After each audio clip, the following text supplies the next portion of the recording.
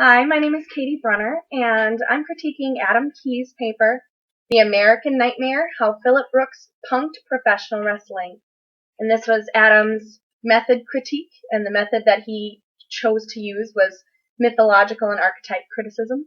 And I have to say that I think that was a really fitting method to apply, and I'll go into that a little bit later. Just to start out with, as far as understanding and application of the method, I thought you demonstrated clear understanding of mythological and archetype. You did use Guerin and Labor's definition of mythological, symbolic projections of people's hopes, values, fears, and aspirations.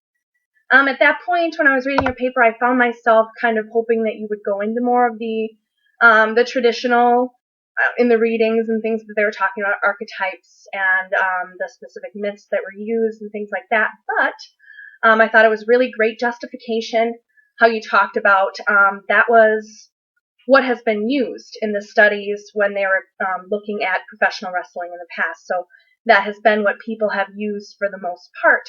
And that was your justification for deviating a little bit more from the traditional to go into your use of political myth, which, you justified, you defined it. So I liked the way that you did define traditional and go into a little bit of what Jim's assigned readings were, but I have to give you huge kudos on the amazing amount of outside resources that you used. I would be lying if I said I had time to go through every single one of them. I did try and hit the main ones that you touched on in your paper, the ones that you used for the specific method that you applied, or at least the outside source. I'll get to that in a second. But I tried to get to as many of them as I could, but your outside sources were fantastic, and they really lent well to how you decided to apply this method. So yeah, the critique or the criticism and the justification to apply that political myth and specifically the American dream, I thought was really well done.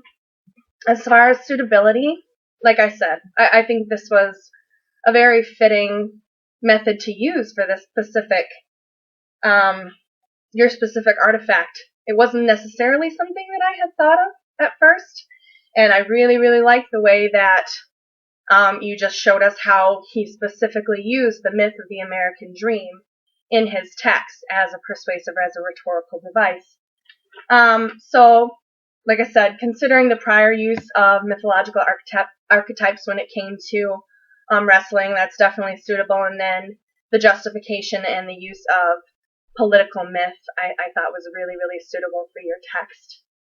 Guerin and Labor talk about the American Adam. They did touch a little bit about the American dream myth in the reading at the end, just slightly.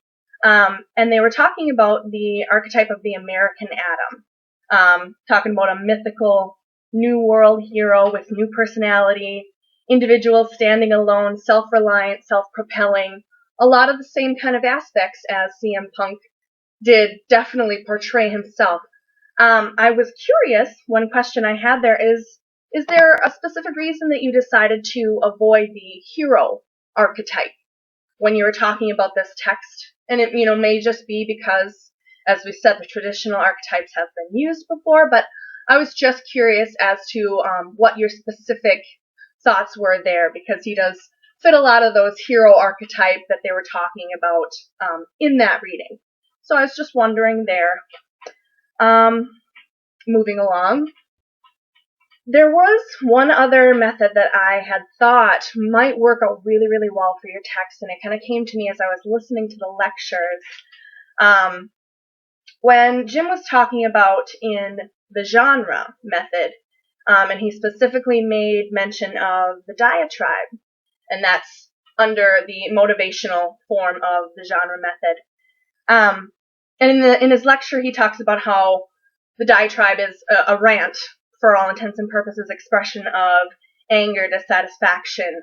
And I was actually doing a little bit of research on that because as soon as I heard it, like I said, I thought it would fit really well for your specific text, because let's face it, even in your paper you talk about how CM Punk says it's literally 100% me just being pissed off as a person. So I feel like the diatribe might be something that could also work for this artifact. And I came across an article when I was looking, and it was called The Diatribe, Last Resort for Protest. And it's by Theodore Otto Wint, Jr. Specifically, the part that would be useful was on page 7 when I found. And it talks about the diatribe being an attempt to criticize, to entertain, to shock, and talks about impressions on public or of public figures. So like I said, all of these things really meshing well with your artifact. And it also talks about the communicator wanting the audience to experience the totality of their wrongs, which I thought was really interesting considering how CM Punk directly talks to the audience and says, well, hey, you're part of the problem. So that is also something that might be worth taking a look at in the future. The success of application, I thought you did a fantastic job. The Duncan article, and I looked at your references, and I think it's a thesis, if I'm not mistaken. I couldn't find the actual article itself, but I did find the original source, the one that they critiqued. So I used that to sort of gauge, if his 4 steps, if I could see them in that article, and I did. So that's kind of what I'm gauging my critique of your success of application, since I wasn't able to find that actual source. And I thought you did a really good job defining and justifying the parts that they talked about, especially the 4 steps that Duncan mentions. And I said good outside sources again. Definition and specific application of the American dream myth in rhetoric. Like I said, the readings only touched on it, so like your outside sources really provided that background of how the American dream myth really works well with what CM Punk is trying to do, and how especially the audience's perception of what that American dream means and how that furthers his persuasive message, actually. One thing that I wanted to talk about in your application was in the 3rd step, the examination of support, subversion, or altercation, when it talks about applying what myths are in the actual artifact. And you talk about how Punk provides he's not arguing with the American myth, he provides an argument to almost support it, because the audience has to carry that definition of what the American dream is in order for his persuasive argument to work. And I understand that makes a lot of sense. But one thing that I was thinking, perhaps a different kind of way to look at it, to me, the subversion actually fit a little bit better, because they were talking about subversion in lecture and in the genre. This is in the genre critique when it talks about motivation, which the diatribe fits under. It talks about subversion being an undermining of an image, a specific challenge, and then Harrell and Linkugel, they talk about the genre method. They talk about an attempt to weaken or destroy an ideology. And what I was thinking was, yes, the audience has to have a perception of what the American dream is in order for his argument to be persuasive, but ultimately, by taking the fact that he's telling the audience, I've worked really hard, this is what I've done, I am the best, there's no reason why I shouldn't have these things, he's more or less kind of saying, well, you can work real hard and still get the shaft.